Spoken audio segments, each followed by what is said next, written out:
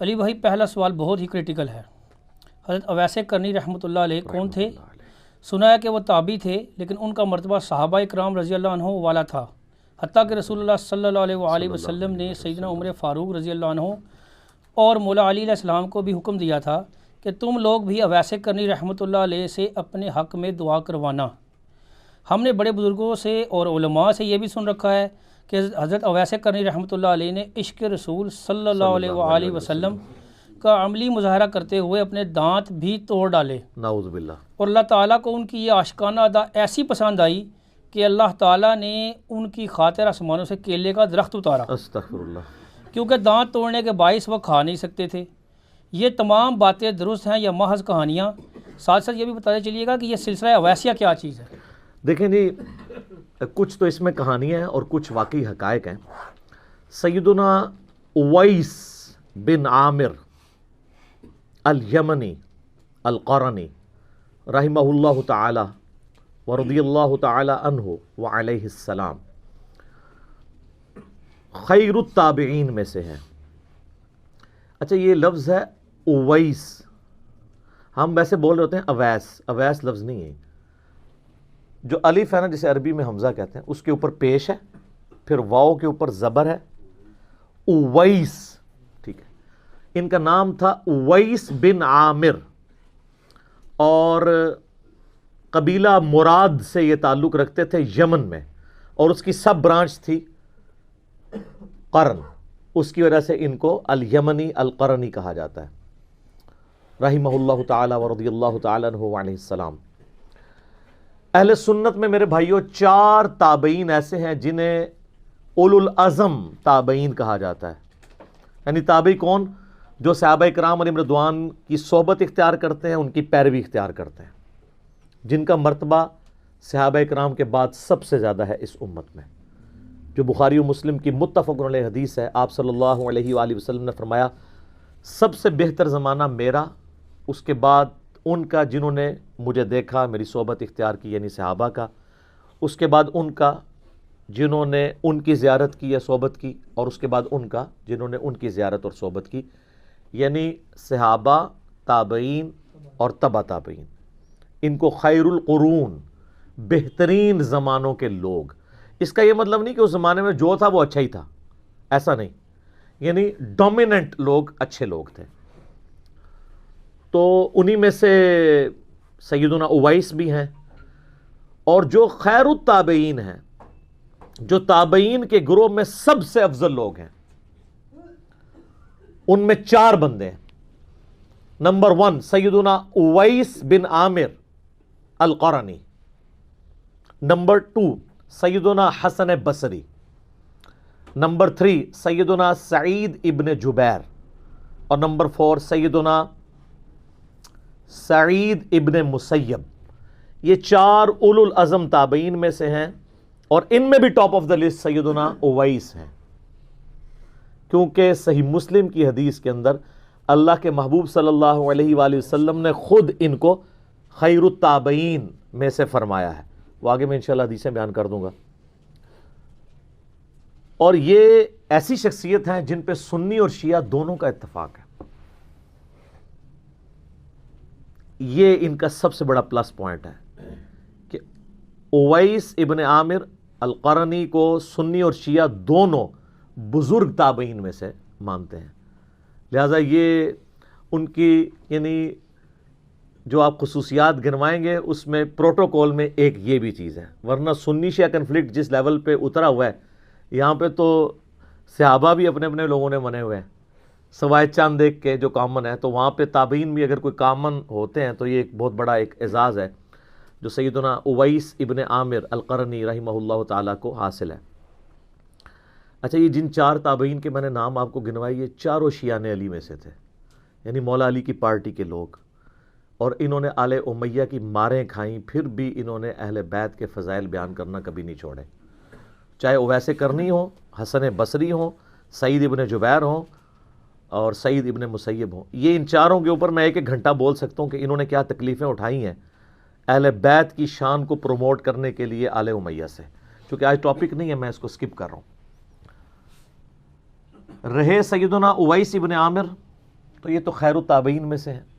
صحیح بخاری اور مسلم کی متفق علیہ حدیث ہے، آپ صلی اللہ علیہ وآلہ وسلم نے فرمایا کہ ان قریب یمن کے لوگ تمہارے پاس آئیں گے، یعنی آپ علیہ السلام فرمایا میری وفات کے بعد جیسے اس اسلام پھیلے گا تو لوگ مسلمان ہو کے ظاہر ہے وہ پھر مرکز مدینہ شریف میں آتے تھے، تو تم دیکھو گے کہ یہ بڑے رقیق القلب لوگ ہیں، بڑی ان کے اندر رقت ہے، ان کے دلوں کے اندر دلوں کی نرمی ہے۔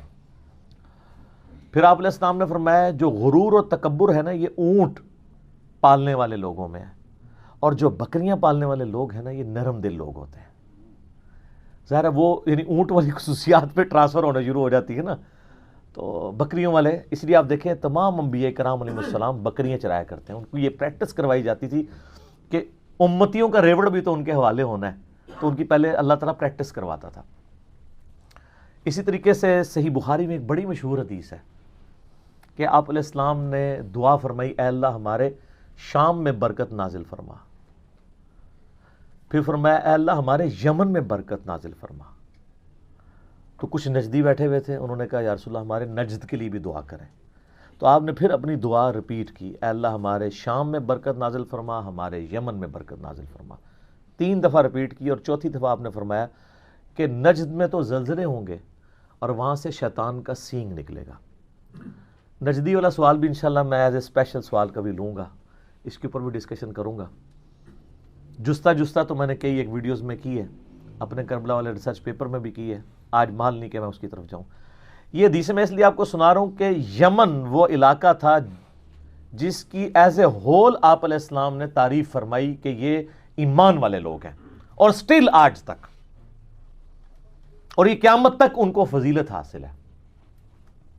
آج بھی یمن کے لوگ، یہ تو سعودیہ اور وہ حوثی باغیوں کا اپنا پولیٹیکل اختلاف چل رہا ہے، ورنہ یمن کے لوگ واقعی وہاں پہ بھی جو شیعہ کا گروہ بھی پایا جاتا ہے وہ زیدیہ ہے، اور وہ اہل بیت اور صحابہ سے وہ عقیدت رکھتے ہیں جو سنیوں میں بھی اس لیول کی نہیں پائی جاتی ہے۔ تو وہ خام خواہ کہہ دیتے ہیں وہ رافضی ہیں، وہ رافضی نہیں ہیں، وہ زیدیہ ہیں جو واقعی ٹرو شیعہ نے علی الحمدللہ خلفائے راشدین کے ماننے والے رضی اللہ عنہم اجمعین وعلیہم السلام اجمعین۔ تو اویس کرنی جو تھے نا یہ بھی یمن کے رہنے والے تھے، شام اور یمن جس کے لیے دعائیں کی گئیں، یمن کے رہنے والے قبیلہ مراد کی سب ایک شاخ تھی قرن، اس کے ساتھ ان کا تعلق تھا الحمدللہ۔ اچھا صحیح مسلم میں اوپر تلے اکٹھی 3 حدیثیں ہیں اویس کرنی کے بارے میں، انٹرنیشنل نمبر کے مطابق 6490 سے لے کر 492 تک، یعنی 6490، 491 اور 492۔ اس کے اوپر چیپٹر ہی ہے اویس القرنی کی فضیلت کا بیان، اور یہ تینوں حدیثیں سیدنا عمر فاروق رضی اللہ تعالیٰ عنہ علیہ السلام سے ہیں۔ یہ جو مولا علی کا ذکر آیا نا، ان احادیث میں مولا علی کا ذکر نہیں ملتا، وہ ہمارے چند وائزین نے مولا علی کا بھی بیچ میں نام داخل کر دیا۔ بیسیکلی حضرت عمر سے یہ ساری چیزیں ریلیٹڈ ہیں، جو مسلم شریف میں آپ اوپر تلے یہ 3 احادیث پڑھ سکتے ہیں۔ اب یہ وہ تینوں احادیث اتنی امپورٹنٹ ہیں کہ میں ان تینوں کو کوشش کروں گا کہ یہاں پر کور کروں۔ پہلی حدیث جو صحیح مسلم میں ہے وہ 6490 ہے، سیدنا عمر فاروق رضی اللہ تعالیٰ عنہ سے۔ آپ نے روایت کیا کہ آپ صلی اللہ علیہ وآلہ وسلم نے اویس کرنی کے بارے میں کیا فرمایا تھا۔ وہ کانٹیکسٹ حدیث کا یوں شروع ہوتا ہے کہ اہل کوفہ کا ایک وفد امیر المومنین سیدنا عمر فاروق رضی اللہ تعالیٰ عنہ وعلیہ السلام کو ملنے کے لیے آیا۔ ان میں ایک ایسا بندہ بھی تھا جو سیدنا اویس کا مذاق اڑایا کرتا تھا، حالانکہ ان کے قبیلے کا تھا۔ تو سیدنا عمر کی عادت تھی جب بھی حج کے موقع پر لوگ آتے تھے نا، تو ظاہر ہے لوگ پھر آپ کو آ کے ملتے بھی تھے، آپ ہر سال ہی حج کیا کرتے تھے، تو لوگوں کی خواہش ہوتی تھی امیر المومنین کی زیارت بھی ہو جائے گی، اور وہ ان کے لیے پیر و مرشد بھی تھے، بیعت بھی کی ہوئی تھی، سب کچھ تھا، صحابی بھی تھے۔ تو اس وفد جب بھی کوئی وفد آتا نا تو خصوصاً کوفے سے، تو حضرت عمر فاروق کی عادت تھی ان سے پوچھا کرتے تھے کہ بھئی تم میں سے کوئی شخص اویس ابن عامر کو جانتا ہے؟ تو وہ جو بندہ حضرت اویس کا مذاق اڑایا کرتا تھا نا، ان کے قبیلے کا بندہ، آج بھی دیندار لوگوں کا لوگ مذاق اڑاتے ہیں، پاگل ہیں، فنیٹکس ہیں، یہ تو نہیں ہے بالکل ہی دنیا چھوڑ کے بیٹھ جاؤ، اچھا جی، دین دنیا ساتھ لے کے چلو، حالانکہ جو یہ کہہ رہے ہوتے ہیں اللہ کے فضل سے نماز بھی انہوں نے کبھی پڑھی ہوتی، اور آپ کو مشورہ دے رہے ہوتے ہیں دین دنیا ساتھ، یعنی 24 گھنٹہ میں سے 12 اللہ کے لیے 12 دنیا کے لیے، نہیں، 1 گھنٹہ نہیں دے سکتے 5 نمازوں کا وہ ملا کے کمبائن۔ تو بتایا گیا کہ یہ امیر المومنین، تو پوچھا کہ تم اہل قرن میں سے ہو؟ انہوں نے کہا ہاں جی میں قرن میں سے ہوں۔ تو انہوں نے کہا کہ میں نے نبی صلی اللہ علیہ وآلہ وسلم سے خود سنا تھا، حضرت عمر کہتے ہیں کہ تمہارے پاس یمن میں سے ایک آدمی آئے گا، اویس بن عامر، اس کی ایک والدہ ہے جس کی خدمت کی وجہ سے اس سے مشغولیت ہے، یعنی وہ میری خدمت میں اس لیے حاضر نہیں ہو سکا، کہ اپنی ماں کی خدمت کرتا ہے، اور اس کی ماں کا کوئی اور ایسا رشتہ دار نہیں جو اس کو لک آفٹر کر سکے۔ اس کے جسم پر برس کی بیماری کے داغ تھے، پھر اس نے اللہ سے دعا کی تو وہ جسم سے داغ جاتے رہے، اب صرف 1 درہم کے برابر داغ اس کے جسم پہ باقی ہے اس بیماری کا، وہ بیماری اللہ تعالیٰ نے دور کر دی ہے، اور تم میں سے جو شخص بھی اس سے ملے اپنی مغفرت کی دعا اس سے کروائے۔ اچھا، نبی علیہ السلام نے یہ نہیں کہا کہ اس سے جو ہے وہ مال و دولت کی دعا کروائے، استغفار کے الفاظ ہیں، اپنے لیے استغفار کروائے کہ وہ اللہ کے حضور تمہارے لیے استغفار کریں۔ اس سے اگلی حدیث جو صحیح مسلم کی ہے 6491، اس میں الفاظ ہیں، آپ صلی اللہ علیہ وآلہ وسلم نے فرمایا ان خیر التابعین رجل یقال له اویس، بے شک تابعین میں سب سے بہتر شخص وہ ہے جس کا نام اویس ہوگا۔ اب خیر التابعین خود ہی نبی علیہ السلام نے گریڈنگ کر دی، جس طرح ہم گریڈنگ کرتے وقت سیدنا ابوبکر عمر عثمان و علی کو ٹاپ پہ لے کے آتے ہیں، تو تابعین میں ٹاپ پہ کون؟ اویس ابن عامر رضی اللہ تعالیٰ عنہ وعلیہ السلام ورحمہ اللہ تعالی، تو وہ خیر التابعین میں سے ہے۔ تم میں سے جو شخص اس سے ملے اپنے حق میں دعائے مغفرت کروائے، اور وہ شخص ایسا ہے کہ اگر وہ اللہ کے نام کی قسم کسی معاملے میں اٹھا لے تو اللہ تعالیٰ اس کی قسم کو پورا کر دے گا۔ سبحان اللہ، بہت بڑی فضیلت ہے۔ جو بخاری مسلم میں حدیث ہے نا کہ دنیا میں ایسے لوگ بھی ہیں اگر کسی معاملے میں اللہ پر قسم کھا دے نا تو اللہ تعالیٰ ان کی قسم پوری کر دیتے ہیں۔ یہ وہ حدیثیں ہیں جو بیان کر کر کے نا اپنے نانگے پیروں کو لوگ ثابت کر رہے ہوتے ہیں۔ سر، جن کو نماز نہیں آتی، تجوید کے ساتھ اذکار نہیں آتے، وضو غسل کا طریقہ صحیح طریقے سے نہیں آتا، ان کے بارے میں یہ حدیثیں نہیں ہیں، وہ تو ان درویشوں کے لیے ہیں جنہوں نے اپنی زندگی اللہ کے لیے دی تھی، اپنی عبادت کروانے کے لیے نہیں، اللہ کی عبادت کرنے کے لیے، اپنے آپ کو انہوں نے مٹایا ہوا تھا۔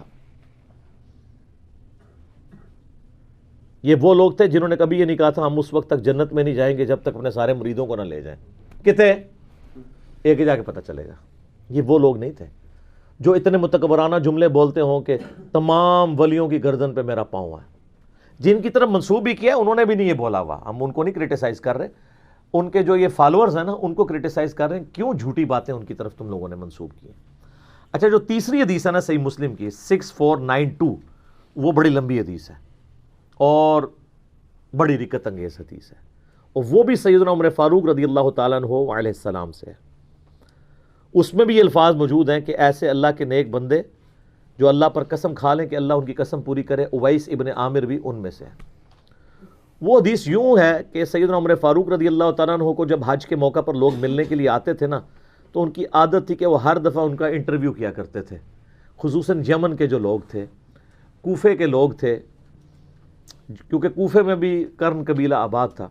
اسی طریقے سے ایک دفعہ وہ انٹرویو کر رہے تھے تو آپ نے پوچھا کہ تم میں سے کوئی شخص اویس موجود ہے؟ تو بائی چانس اس سفر کے اندر سیدنا اویس بھی آئے ہوئے تھے خود امیر المومنین کے پاس۔ تو آپ نے ان سے پوچھا تم اویس ہو؟ ان کا ہاں۔ قبیلہ کرن سے تعلق رکھتے ہو؟ ہاں۔ اچھا، تمہاری ماں ہے جس کی خدمت کی مشغولیت کی وجہ سے نبی علیہ السلام کے پاس نہیں حاضر ہو سکے تھے اور اس کی کوئی دیکھ بھال کرنے والا نہیں ہے، بوڑھی ماں کا؟ ان کا جی ہاں۔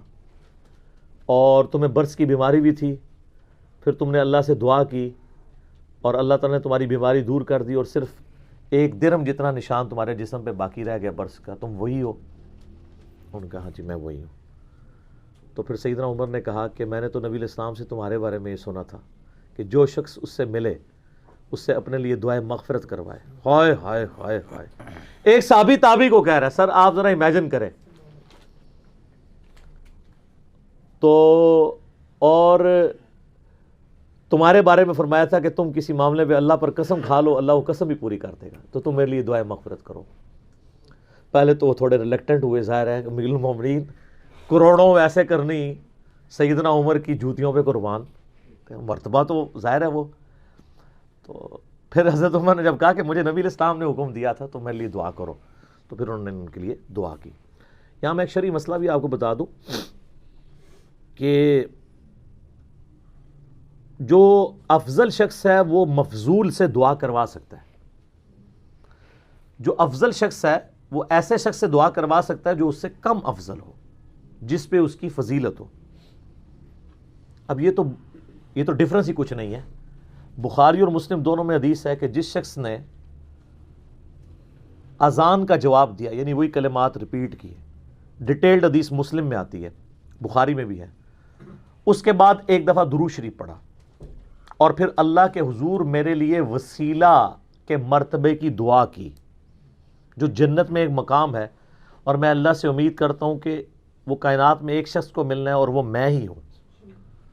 تو جس نے بھی میرے لیے دعا کی کہ مجھے اللہ وہ وسیلہ کا مقام دے, تو میری شفاعت اس کے لیے حلال ہو جائے گی.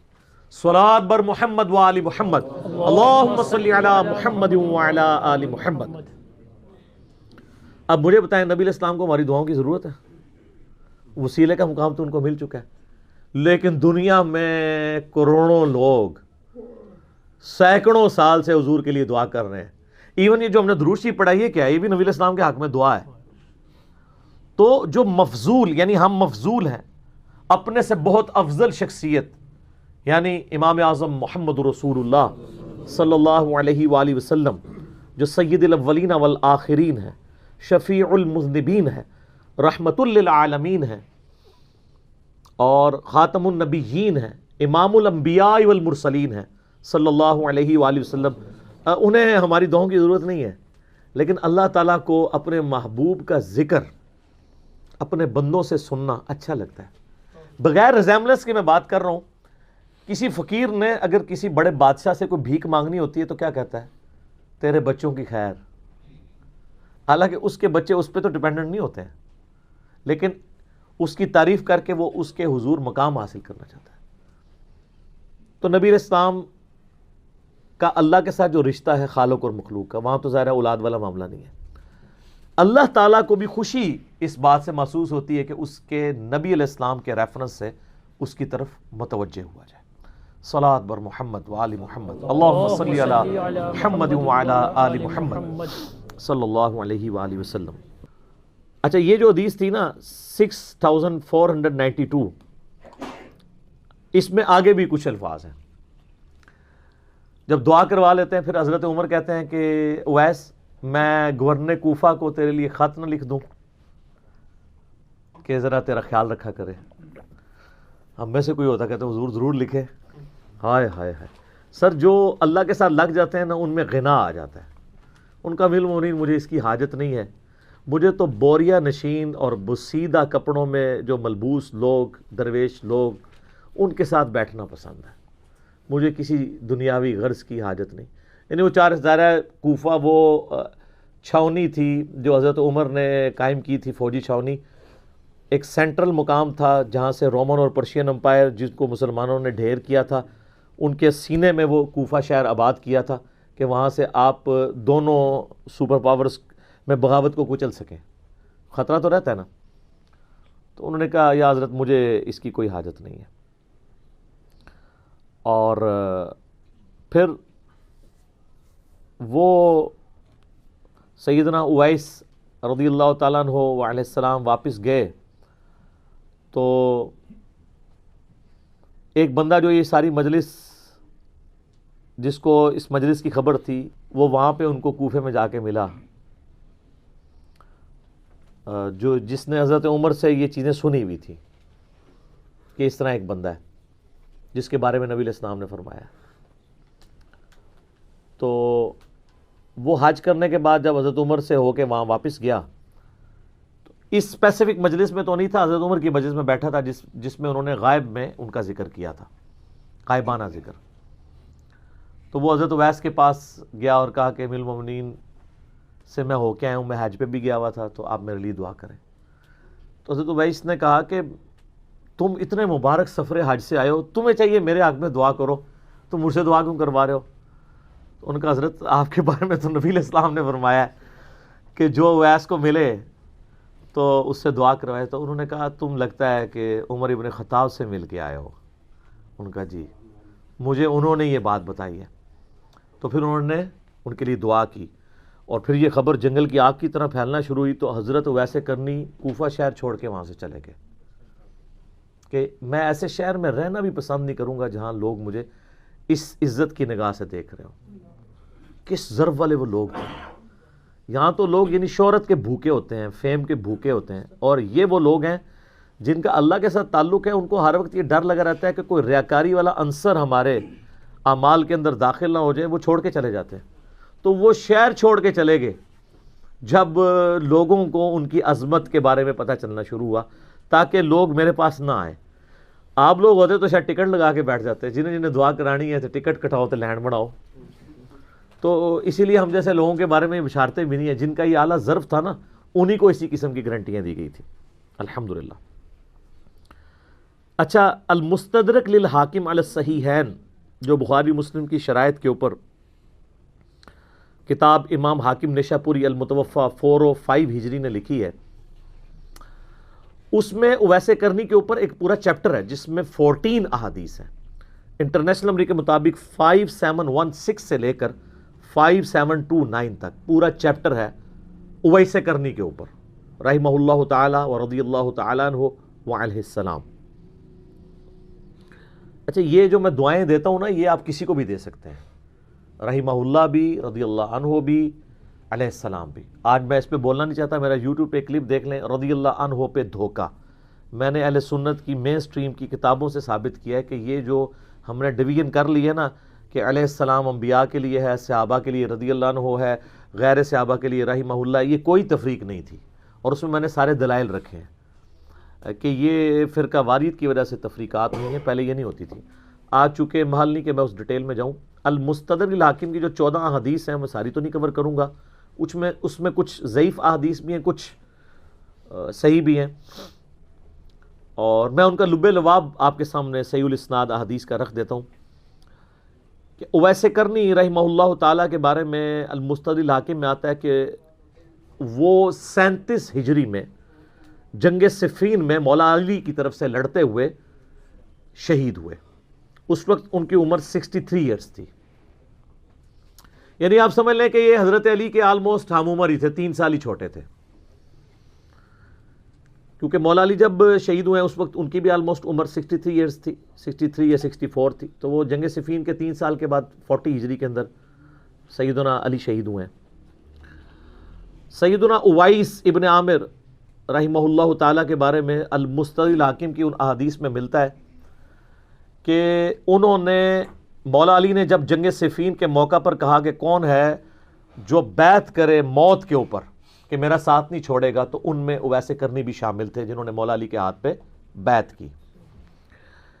اور انہی حاکم کی احادیث میں آتا ہے کہ جنگ صفین کے دوران حضرت معاویہ رضی اللہ تعالیٰ عنہ کی ایک فوجی نے بلند آواز سے پوچھا کیا تم میں اویس ابن عامر ہیں حضرت علی کے سپورٹرز میں، لڑنے والوں میں؟ تو بتایا گیا کہ ہاں. تو اس نے کہا کہ مجھے نبی علیہ السلام کی حدیث پہنچی ہے کہ تابعین میں سب سے بہترین شخص اویس ابن عامر القرنی ہے. اس نے اپنے گھوڑے کو ایڑی لگائی اور حضرت معاویہ کی فوج چھوڑ کے حضرت علی کی طرف آ گیا. وہ اس بات پہ جس طرح کہ عمار ابن یاسر کی وجہ سے کتنے لوگ آئے. حضرت معاویہ جنگ کیوں ہارے تھے صفین؟ کیونکہ جب عمار ابن یاسر کو لوگ دیکھتے تھے نا حضرت علی کی طرف، اور پھر بعد میں وہ شہید بھی ہو گئے. تو جو بخاری مسلم میں حدیث ہے صحیح بخاری میں 2812، عمار کو ایک باغی جماعت قتل کرے گی، عمار ان کو اللہ اور جنت کی طرف بلائے گا، وہ جماعت دوزخ کی طرف بلائے گی. تو پھر لوگ ان کے بڑے قریبی ساتھی بھی حضرت معاویہ کا ساتھ چھوڑ گئے شہادت عمار کے بعد. آج ٹاپک نہیں ہے اس لیے میں اس کو سکپ کرتا ہوں. بارہ سیدنا اویس کرنی رحمہ اللہ تعالی کو یہ اعزاز بھی حاصل ہے کہ انہوں نے مولا علی کے ہاتھ پر بیعت کی ہے، ان کے مریدین میں سے ہے، ان کے اصحاب میں ہی شامل ہوئے۔ اچھا، انہی حدیث میں آتا ہے کہ نبی صلی اللہ علیہ وآلہ وسلم نے فرمایا کہ میری امت کا ایک شخص ایسا ہے کہ جس کی شفاعت سے بنو تمیم سے زیادہ لوگ، اس قبیلے سے زیادہ لوگ اللہ تعالیٰ جنت میں داخل کرے گا، اور وہ اویس ابن عامر القرنی ہے۔ کیونکہ نبی علیہ السلام کے مبارک ہاتھوں پہ بخاری مسلم میں درجنوں احادیث ہیں کہ شفاعت کا دروازہ کھلے گا۔ ونس جب یہ دروازہ کھل جائے گا نا، اس کے بعد پھر باقی انبیاء بھی شفاعت کریں گے، فرشتے بھی شفاعت کریں گے، اللہ کے نیک بندے بھی شفاعت کریں گے۔ نیک بندے وہ نہیں جو اپنی عبادت کرواتے ہیں، جو واقعی جینون نیک لوگ ہیں، صحابہ، تابعین، تبع تابعین اور صحیح العقیدہ جو مسلمان ہیں۔ تو بنو تمیم بہت بڑا قبیلہ تھا عرب کا، اس سے زیادہ لوگ اویس کرنی کی شفاعت سے جنت میں جائیں گے۔ انہی احادیث میں حاکم کی آتا ہے کہ کسی نے پوچھا کہ آپ کو یہ مرتبہ کیسے ملا، تو انہوں نے ایک ہی جملہ بولا، ذالک فضل اللہ یؤتیہ من یشاء، یہ اللہ کا فضل ہے، اس کی مرضی جسے مرضی دے دے، ھذا من فضل ربی۔ انہوں نے کچھ نہیں کہا کہ میں نے بہت بڑا کارنامہ کیا۔ ٹھیک ہے، ہم تو ویسے اس کو اجتہاداً کہتے ہیں کہ انہوں نے اپنی ماں کی خدمت کی، ماں کی خدمت بڑے لوگوں نے کی ہوگی، بہرحال وہ اللہ کی مرضی ہے۔ اور بعض جو واعظین ہیں وہ ماں کو بیچ میں لا کے نا تو یہ ثابت کرنے کی کوشش کرتے ہیں بس ماں کی خدمت کر لو، بے شک نمازیں نہ پڑھو۔ یہ ان کی زندگی میں سے ایک پہلو تھا۔ اصل چیز یہ تھی کہ گاڈ کانشسنس تھی ان کے اندر۔ انہی حاکم کی احادیث میں آتا ہے المستدل حاکم میں کہ وہ فرمایا کرتے تھے لوگوں کو واعظ و نصیحت کرتے ہوئے جب کوئی ان کے پاس کوئی چلا جاتا تھا کہ تم اپنے آپ کو یوں سمجھو جیسے تم پوری دنیا کے قاتل ہو، اللہ کے سامنے اپنے آپ کو اس عاجزی کے ساتھ پیش کرو۔ ایک قتل کیا ہو تو وہ کتنا بندہ اللہ سے ڈرتا ہوگا، گویا تم نے پوری دنیا کو قتل کیا ہوا ہے نا، تو جتنے بڑے مجرم تم ہوگے نا، اپنے آپ کو ہر وقت اسی طرح کا مجرم سمجھا کرو۔ یہ ان کے اندر خدا خوفی موجود تھی۔ اچھا، انہی احادیث میں ایک بڑی ڈیٹیل حدیث ہے، اس کی صحت میں گویا ویسے تو اختلاف ہے، 5726 نمبر المستدل حاکم میں، حرم بن حیان والی رضی اللہ تعالیٰ عنہ وعلیہ السلام، وہ بھی تابعین میں سے ہیں۔ بس اس میں کچھ چیزیں ہیں جو میں سمجھتا ہوں انمول موتی ہیں، میں بیان کر دوں، اس میں کوئی حرج نہیں ہے کہ ہم ان چیزوں کو ڈسکس کر لیں۔ اس میں سیدنا اویس کرنی رحمہ اللہ تعالیٰ سے حرم بن حیان جو تھے، حرم را کے نیچے زیر ہے، یہ تابعی تھے، یہ ملنے کے لیے آئے تو کچھ نصیحتوں کے لیے کہا، تو انہوں نے نصیحت جو کی وہ قرآن سے کی۔ تو وہ کون سی قرآن کی آیات تھیں جو اویس کرنی نے پڑھی؟ وہ ہیں سورہ الدخان، پارہ نمبر ہے 25، اس کی چند آیات سیدنا اویس کرنی نے ان کے سامنے تلاوت کی، آیت نمبر 38 سے لے کر 42 تک۔ اعوذ باللہ من الشیطان الرجیم، بسم اللہ الرحمن الرحیم۔ وما خلقنا السماوات والارض وما بینہما لاعبین، اور ہم نے نہیں پیدا کیا آسمانوں اور زمین کو کھیل کود کے لیے، اور جو کچھ ان کے درمیان ہے اس کو کھیل کود کے لیے، یعنی یہ دنیا کھیل کود کے لیے نہیں ہے، پرپس فل ہے، اس کا ایک مقصد ہے جس کے لیے کائنات پیدا کی گئی ہے۔ ما خلقناہما الا بالحق، ہم نے ان کو نہیں پیدا کیا مگر حق کے ساتھ، پرپس فل، با مقصد۔ وَلَٰكِنَّ أَكْثَرَهُمْ لَا يَعْلَمُونَ، لیکن اکثر لوگ اس حقیقت سے ناواقف ہیں، وہی سمجھتے ہیں کھانا پینا مر جانا بس یہی مقصد ہے جس طرح جانور کر رہے ہیں۔ إِنَّ يَوْمَ الْفَصْلِ مِيقَاتُهُمْ أَجْمَعِينَ، بے شک جو فیصلے کا دن ہے اس دن تم سب کے سب لوگوں کو اللہ کے حضور جمع ہونا ہے۔ یوم لا تغنی مولا عن مولا شیئا، اس دن کوئی دوست کسی دوسرے دوست کے کام نہیں آئے گا۔ ولا هم ينصرون، لا ہی ان کی مدد کی جائے گی، الا من رحم اللہ، مگر جس پر اللہ رحم کرے۔ انہ هو العزیز الرحیم، بے شک اللہ تعالیٰ غالب ہے، رحم فرمانے والا ہے۔ یعنی قیامت کے دن کسی کی دوستی کام نہیں آئے گی سوائے یہ کہ اللہ جس پر رحم فرمائے، نہ کوئی کسی کا مددگار ہوگا۔ یہ وصیتیں حرم بن حیان کو کی اویس کرنی نے رحمہ اللہ تعالی کہ بھائی اپنی آخرت کی تیاری کر لو۔ اس پہ رکے نہیں. اس کے بعد انہوں نے کہا اے حرم تیرا باپ بھی مر گیا, ان قریب تو بھی مر جائے گا. حضرت آدم بھی فوت ہو گئے, حضرت نوح بھی فوت ہو گئے, حضرت ابراہیم بھی فوت ہو گئے, حضرت موسیٰ علیہ السلام بھی فوت ہو گئے, اور محمد رسول اللہ بھی فوت ہو گئے, اور خلیفۃ المسلمین ابو بکر بھی دنیا سے چلے گئے, اور عمر ابن خطاب بھی. تو کہنے لگے امیر المومنین عمر بن خطاب کو تو میں مل کے آیا ہوں, وہ تو زندہ ہے. تو انہوں نے کہا ان قریب تمہیں میری اس بات کا علم ہو جائے گا, یعنی ان کو بھی تو موت آنی ہے, وہ بھی تو مر جائیں گے. تم اپنے آپ کو مردوں میں شمار کرو, ہر وقت اپنے موت کے معاملے میں سیریس رہو. پھر انہوں نے درود شریف پڑھا, صلاۃ بر محمد و آل محمد, اللہم صلی علی محمد و علی آل محمد. پھر کچھ مختصر دعائیں کی, اور اس کے بعد کہا کہ اے حرم میں تمہیں نصیحت کرتا ہوں کہ اللہ کی کتاب کو مضبوطی سے پکڑ لینا. آپ کے بزرگ بابے جو ہیں وہ کہتے ہیں ہمارے بزرگوں کے شجرے پکڑ لینا. اور آپ حیران ہوں گے کہ تصوف میں یہ دونوں پرسنالٹیز ٹاپ آف لسٹ تابعین میں شمار کی جاتی ہیں, حرم بن حیان بھی اور ویسے کرنی بھی, باقاعدہ سلسلے بنائے ہوئے ہیں ان سے.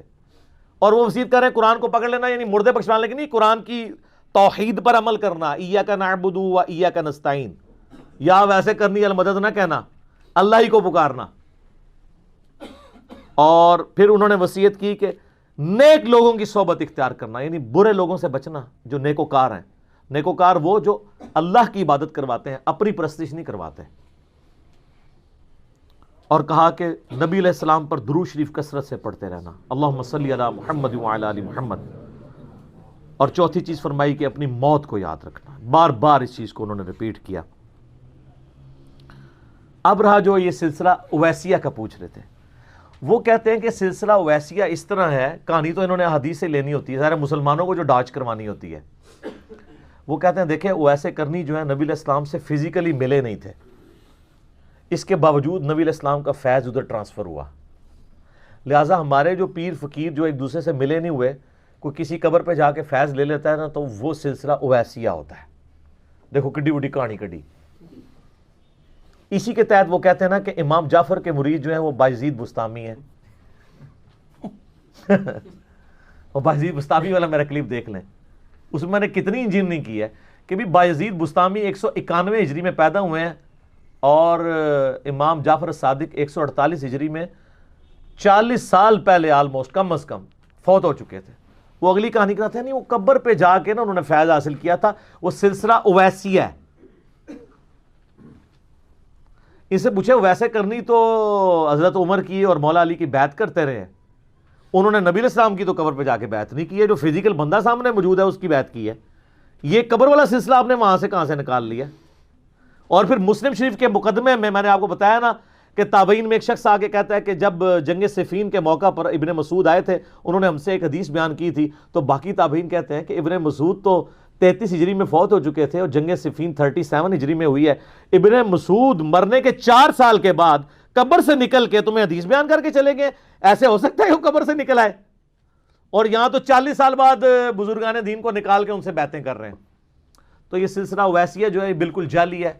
اور اگر آپ نقشبند سلسلے کو بھی دیکھیں گے, اس میں بھی آپ کو یہ سارے لنکیج مس نظر آئیں گے. یہ بایزید اور امام جعفر کا بھی, اور آگے بایزید اور ان کے مرید ابو الحسن خرقانی کا بھی, وہ بھی مرنے کے بعد دنیا میں تشریف لائے, اور انہوں نے وہ جو کچھ کیا ہے اور وہ پورے سلسلے چلائے ہوئے. اس سب کچھ جعلی جھوٹی باتیں, شریعت میں ان کی کوئی اصل نہیں ہے, یہ کہانی ہے. رہا معاملہ دانت توڑنے والا, تو میرا خیال ہے اس کے ساتھ تو بہت کچھ ہو چکا ہے. ٹھیک ہے, اب تو ان کے دانت توڑنے چاہیے اگر شریعت میں اجازت ہوتی کہ جو یہ جھوٹے واقعات بیان کرتے ہیں. یہ اس قسم کی ساری کہانیاں جو آپ کو یہ رو رو کے علماء دین بیان کر رہے ہوتے ہیں نا, ان کہانیوں کا جو موجد ہے نا وہ شیخ فرید الدین عطار المتوفا 627 ہجری ہے, جس نے کتاب لکھی تذکرۃ الاولیاء, جس کو بریلوی اور دیوبندی دونوں چھاپ رہے ہیں, اور اس کتاب کے حوالے فضائل سنت میں بھی ہیں اور فضائل اعمال میں بھی ہیں. اس نے اویسے کرنی کے اوپر جو چیپٹر باندھا ہے نا, اس میں لکھا ہے کہ انہوں نے نبی علیہ السلام کی محبت میں غزوہ احد میں چونکہ دانت شہید ہوئے تھے, وہ تو ٹھیک ہے, بخاری مسلم دونوں میں موجود ہے کہ نبی علیہ السلام کے 4 دانت شہید ہو گئے تھے. قرآن میں بھی اشارتاً اس کا ذکر ہے, سورہ آل عمران میں نبی علیہ السلام کی مبارک زبان سے پھر دعائے ضرر بھی نکل گئی تھی, تو نبی علیہ السلام کو اللہ تعالیٰ نے کہا لیس لک من الامر شیء, اے نبی آپ کو کوئی اختیار نہیں، اللہ چاہے تو ان کو ہدایت بھی دے سکتا ہے۔ اور اسی خالد بن ولید کو بخاری مسلم دونوں میں آتا ہے کہ اللہ کے نبی علیہ السلام کی مبارک زبان سے سیف اللہ کا لقب بھی ملا ہے۔ وہ اللہ ذالک فضل اللہ یؤتیہ من یشاء، اور پھر صرف لقب نہیں ملا، پھر رومن اور پرشین امپائر پہ اللہ نے مسلط کیا ہے اس پیگن کو، ایک بت پرست کو مسلمان بنا کر رومن اور پرشین امپائر الٹوائی ہیں۔ سیدنا خالد بن ولید پہ میرا آپ کلپ دیکھ لیں، تو وہ دانت شہید ہوئے تو وہ کہتے ہیں اس کی یاد میں حضرت ویسے کرنی نے اپنے دانت توڑ دیے، اور اتنی بڑی کہانی لکھی فرید الدین عطار نے کہ مولا علی اور سیدنا عمر جب ملنے گئے ویسے کرنی کو، تو ویسے کرنی نے ان کو تانا دیا اس بات کا، میڑا ماریا کہ تواڈے دانت سلامت نے، میں دیکھو پان لے جے، میں وڈا عاشق رسول جے۔ لعنت ایسے عقیدے کے اوپر جو مولا علی اور سیدنا عمر کی توہین کرتے ہیں رضی اللہ عنہما وعلیہم السلام۔ ان لوگوں کا آپس میں کوئی کمپیریزن ہے مرتبے کا؟ اور وہ مولا علی کہ جس کا بیعت ہو کر جنگ صفین میں اس کے جھنڈے کے نیچے اس کا مرید بن کے اویسے کرنی شہید ہو رہا ہے، اس اویسے کرنی کے نیچے آپ مولا علی کو لگا رہے ہو، یعنی دیکھیں کدھر تک بات جاتی ہے۔ وہ مولا علی جس کے بارے میں سنن ابن ماجہ میں حدیث ہے، مسند امام احمد میں، المستدرک للحاکم میں، کچھ حصہ ترمذی میں بھی ہے کہ حسن و حسین جنتی نوجوانوں کے سردار ہیں، اور ان کے باپ علی ابن ابی طالب ان سے بھی بہتر ہے۔ اور دیکھیں کہاں کہاں ملا رہے ہوتے ہیں، اور پھر یہی چیزیں کر کے نا، کیونکہ ان کو پتہ ہے کہ بھئی صحابہ کرام علیہم رضوان کہ اگر ان کو ہم اوپر لے آئیں گے تو پھر ہم اپنے بابوں کو بھی اوپر لا سکتے ہیں ترقی دے کر ہیرارکی میں۔ نہیں، انج نہیں ہوئے گا سر، اب ادھر ایک چیز اللہ نے بھیج دی ہے جو آپ سے کوئی غصے سے بات نہیں کرتی، صرف ریکویسٹ کرتی ہے کہ مرنے سے پہلے اے مسلمان کر لے اس پہ غور، کتابوں کا خدا اور ہے، بابوں کا خدا اور جب تو غور کر لے گا تو تیرے دل سے آواز نکلے گی کیا کہ نہ میں وابی نہ میں بابی، میں ہوں مسلم علمی کتابی۔ تو یہ بالکل صراحتاً توہین ہے، اور یہ اتنی بڑی کہانی ہے کہ تصوف میں یہ کشف المحجوب کتاب علی بن عثمان حجویری المتوفی 465 ہجری نے لکھی، جو فرید الدین عطار سے بھی 300 سال پہلے لکھی گئی، انہوں نے بھی ویسے کرنی پہ چیپٹر باندھا ہے۔ اللہ کے فضل سے اس میں یہ واقعہ موجود نہیں ہے، اور وہ تھوڑی علمی شخصیت ہے تو ان کو بھی شرم آئی کہ میں اس طرح کا واقعہ نہ لکھوں۔ فرید الدین عطار نے بعد میں یہ لکھا ہے، یعنی ایون تصوف کی کتابیں بھی جو سینئر کتابیں ہیں، سینئر بزرگوں کی لکھی ہوئی، ان میں بھی یہ واقعہ نہیں ہے۔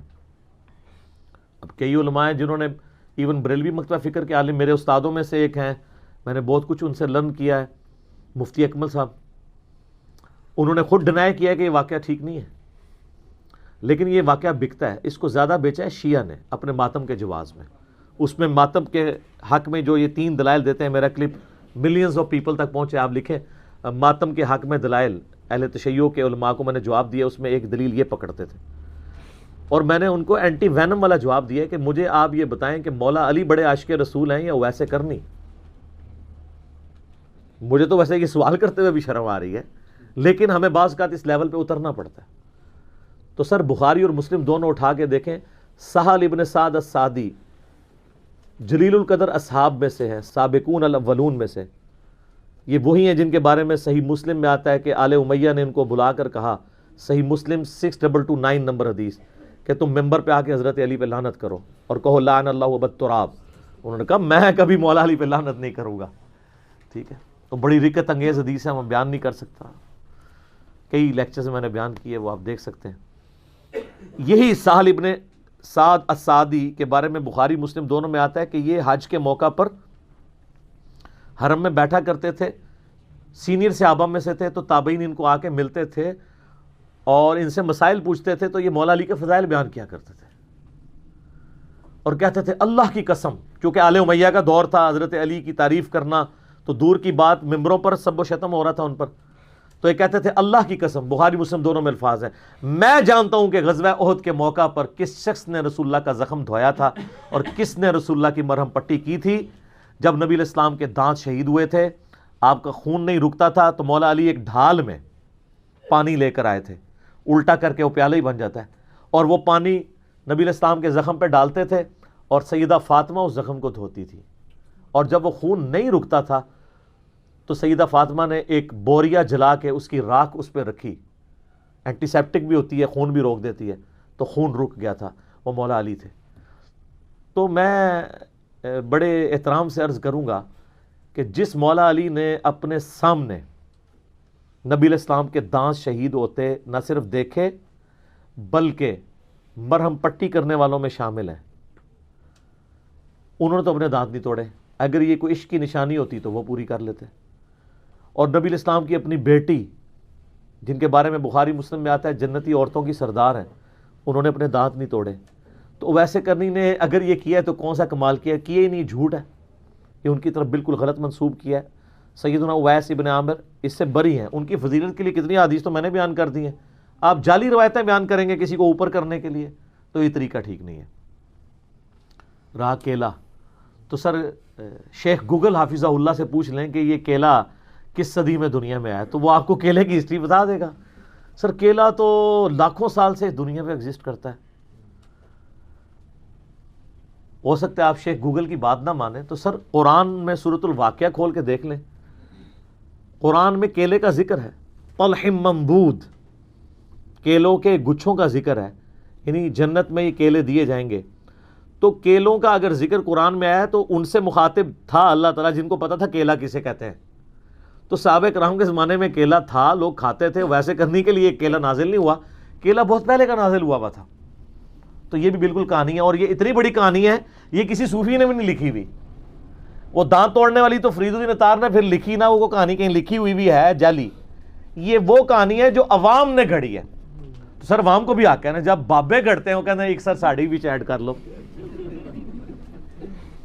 اسی کو پیچھے رہ جائیے۔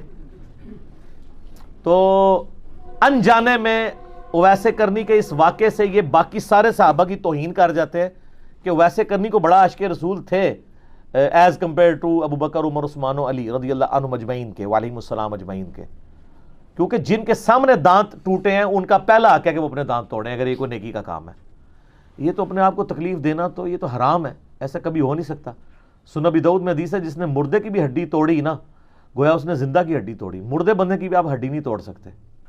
تو کوئی بندہ خود اپنے آپ کو اس طریقے سے نقصان پہنچائے گا، یہ اسلام کے مزاج کے خلاف ہے۔ اسی لیے میں کہتا ہوں کہ اللہ کا شکر ہے کہ گوروں کو اردو نہیں آتی اور آپ لوگوں کو انگریزی نہیں آتی، ورنہ وہ دین کا مذاق اڑائیں گے آپ کے یہ سارے واقعات سن کے کہ کانوں میں سے دھواں نکلے گا۔ اور میں آپ کو یہ تحدیث نعمت کے طور پہ کہہ رہا ہوں، تکبر کے طور پہ نہیں۔ اگر یہ پلیٹ فارم ہمارا نہ ہوتا نا، یہ آپ لوگوں کو کچھ عرصے بعد باتیں سمجھ آ جائیں گی، آپ کی ینگ جنریشن نے دین سے متنفر ہو جانا تھا، جو کہانیاں کروائی تھیں انہوں نے، سیکولر ہو جانا تھا انہوں نے کہ یار یہ کیا کس قسم کا دین یہ پیش کر رہے ہیں۔